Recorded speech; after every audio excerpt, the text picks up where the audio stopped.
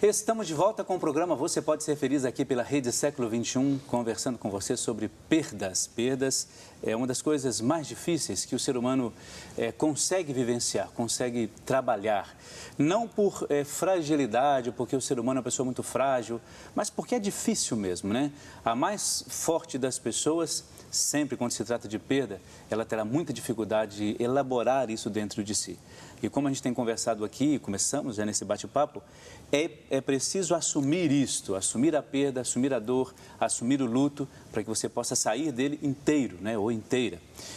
Começamos lendo os nossos interativos, quero lembrar, né, temos o Facebook, pessoas que já estão participando, colocando as suas curtidas, os seus pedidos de oração, já está vendo aí na sua tela, pessoas que já apresentam vários pedidos e, claro, querem rezar conosco nesta manhã de sexta-feira. Por isso, você continue participando, viu? facebook.com/Rede Século XXI, coloque as suas orações, coloque as suas intenções e curta a nossa página. Também pelo e-mail serfeliz@rs21.com.br, mande o seu e-mail, daqui a pouco a gente também vai ler o interativo por e-mail.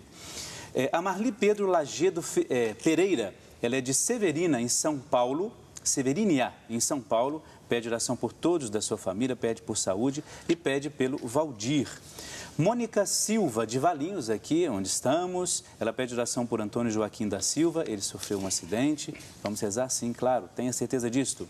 Graça Aparecida da Silva, ela é de Dracena, interior de São Paulo, pede oração por si mesma, por Alessandra, Anedino, Alzira e pede por todos nós aqui da Rede Século XXI. Muito obrigado.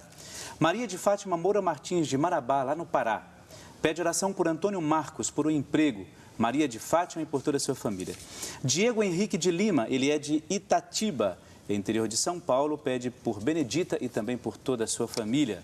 Marilza Aparecida Simplício Bermudes, é de Valinhos, aqui, pede oração pelo seu pai, Nelson Simplício, que sofreu um AVC e pede por cura e libertação. Claro, vamos rezar sim pelo seu pai, tenha certeza disso, viu? Principalmente o AVC, a gente sabe que tem que ter um cuidado muito, muito especial, então faça isso, viu? Maria Anne Porto de Almeida, de Governador Valadares, em Minas Gerais, pede oração por Carlos Luiz, pela sua família e pela paz no mundo. E também Sandra de Fátima Macedo, ela é de Laçance, lá em Minas Gerais. Ela diz assim, pede por ela mesma, pelas filhas, pelos pais, irmãos, sobrinhos e por todos os doentes da sua família, pede por todos nós, pede pela sua saúde e pede pelo aniversário de Flávio, que faz aniversário amanhã. Claro, vamos rezar pelo Flávio, amanhã é dia de Todos os Santos. Que ele seja sempre santificado e abençoado, né, Padre Valmir? Sim. E depois nós vamos continuar lendo esses outros pedidos aqui, claro. Padre Valmir, o senhor terminou o bloco falando de uma coisa muito importante. Até disse aqui que o senhor foi meio um poeta já, não é? Você dizia que é importante que a gente... em relação à questão da perda e da morte, que a gente desça no abismo da dor. Algumas pessoas vão lá no Santuário das Almas, no momento de atendimento, de confissão, as pessoas estão talvez no momento mais frágil. Você percebe isto? Sim. Que elas precisam descer nesse abismo aí?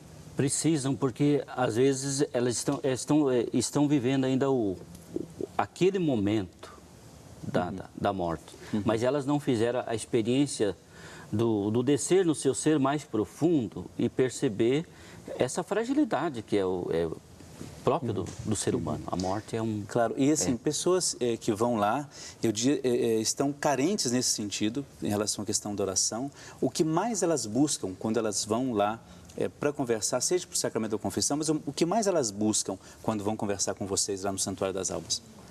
Na verdade, elas querem sempre uma palavra de conforto, até ok. pela falta de compreensão da questão da morte. Quando a gente conversa, a gente vai explicando, vai ajudando a pessoa a fazer essa experiência do descer-se em si mesmo. Ela sai dali reconfortada, com a dor, é claro, e com a tristeza. Com a tristeza, mas sai dali reconfortada para continuar a vida, né? Porque a vida...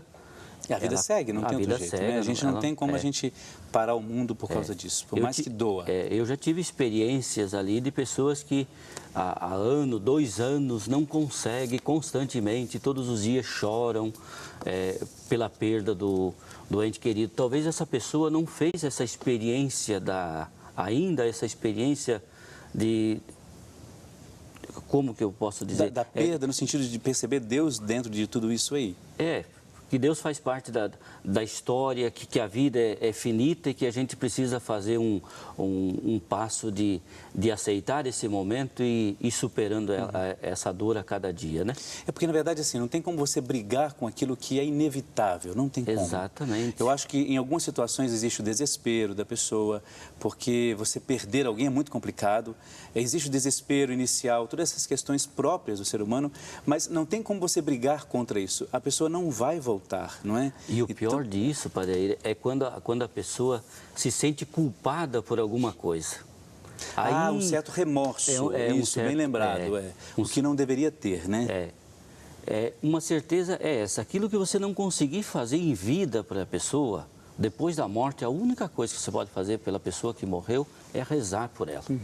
E essa é a missão do nosso santuário e a gente procura dizer para essa pessoa, o que você pode fazer agora, nesse momento, é rezar e aceitar esse momento. Claro. Inclusive, até para você que está sintonizado, olha só, não nesse bloco, no outro bloco, nós vamos ter um especialista, o Ivan Capelato, ele é psiquiatra, trabalha nessa área, entende muito bem, tanto cientificamente, como também dentro dessa questão da espiritualidade, justamente sobre isso que a gente está falando aqui, e enfrentar essa questão da perda, mas sair desse momento, um pouco ter isso, passar por isso, não de maneira suave, mas sabendo das suas limitações e sabendo que você não vai poder mudar o curso da sua história ou da história daquela pessoa por causa dessa perda, não é?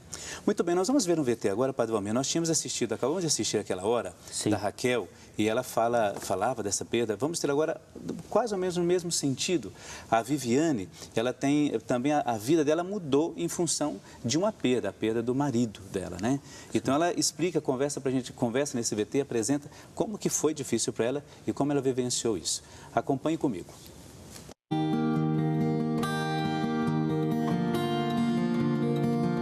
Mulher forte, determinada. É desse modo que podemos resumir Viviane. Mas nem sempre foi assim. E a minha história de superação foi quando eu perdi o meu marido, há quase 2 anos atrás, num acidente. Viviane conheceu o marido aos 14 anos de idade. Foi o seu primeiro amor. Namoraram por 10 anos.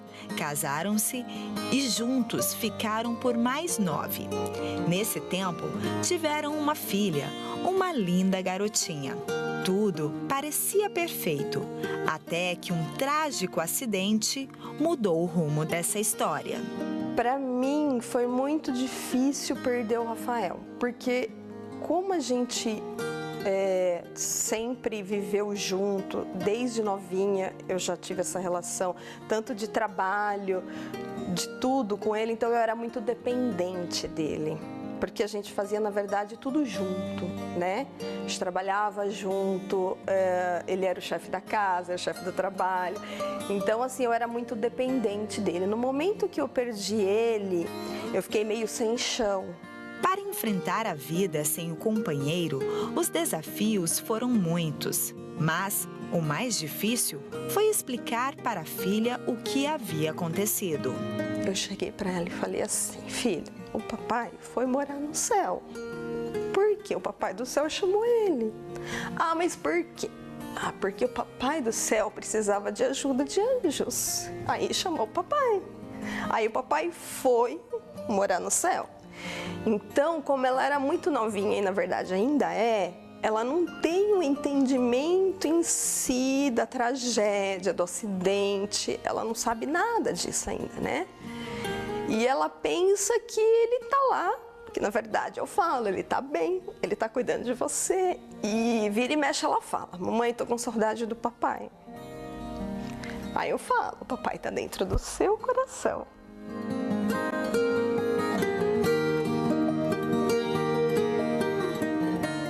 Fiquei muito triste, eu chorei muito. O meu luto mesmo assim, foram 6 meses. Mas em nenhum momento eu tive vontade de desistir. Em nenhum momento eu me revoltei. Eu só perguntava por quê. Falava: Deus, por quê? Procurava ler a Bíblia, né?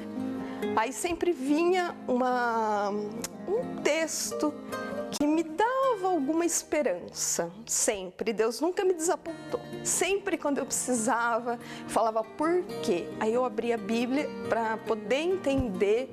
E sempre que eu abria minha Bíblia com fé, assim, com vontade de buscar um entendimento, Deus sempre me dava um ponto de esperança. Sempre tinha uma palavra consoladora para mim. Eu nunca abri a Bíblia e fiquei desolada, nunca.